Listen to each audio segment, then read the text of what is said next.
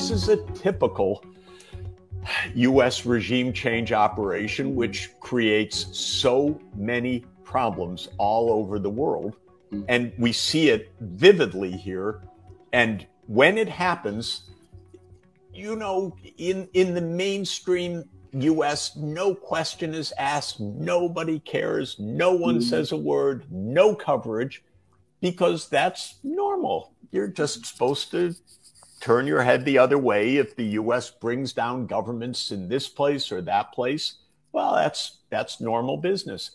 And this is what we need to understand right now. First, because Pakistan is important, because Imran Khan is important, because we're talking about a nuclear power, for heaven's sake, that is in a very unstable region, because now it is exposed that the United States was not only a party to this, but an instigator to this regime change.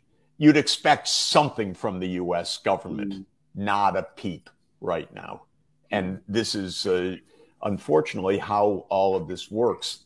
And I would say, gentlemen, if I may, though it's obvious to you, and I'm sure obvious to your listenership, it's this kind of thing which brings us to the war in Ukraine and to so many other conflicts, because this is not some extraordinary event. This is the normal stupidity and arrogance of the United States, which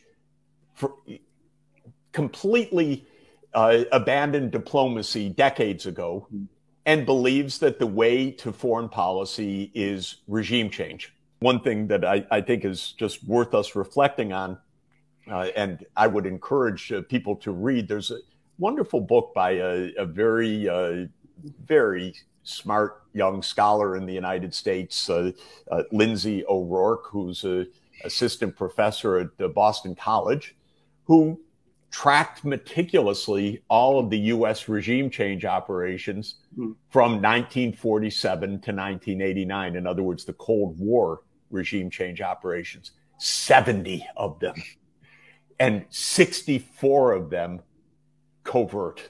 So because she had the benefit of space and time, some of things had been declassified, so she could really provide that evidence.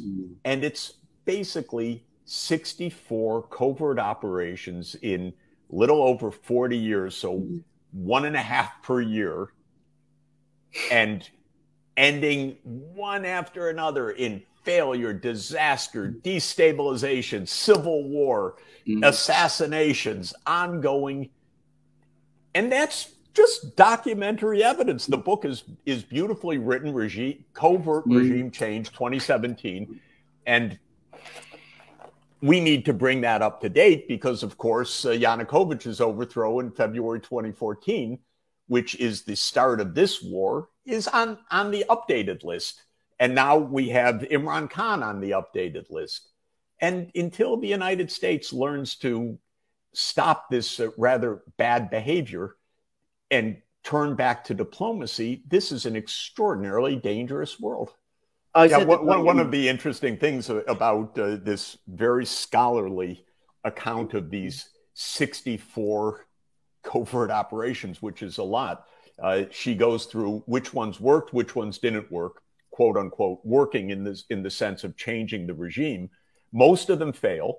I think 25 of the 64 succeed, if I remember the precise number. But then she says, so what happens after those 25?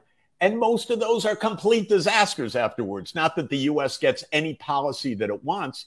Instead, the country falls into civil war or into deep chronic violence or into coups and further assassinations and so forth. So none of it works, but they keep trying. The stunning thing, what was his crime, so-called, that brought the U.S. wrath? It was that Imran Khan wanted to be friendly with the United States, but also with China, also with Russia. His whole message was, it's not us versus, we have good relations with everybody.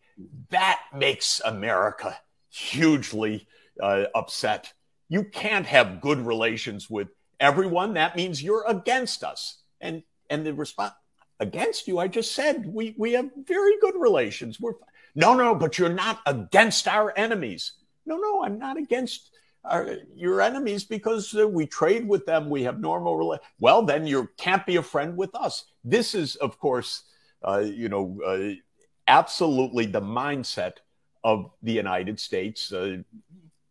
You're with us or you're against us. And even being friendly is not enough.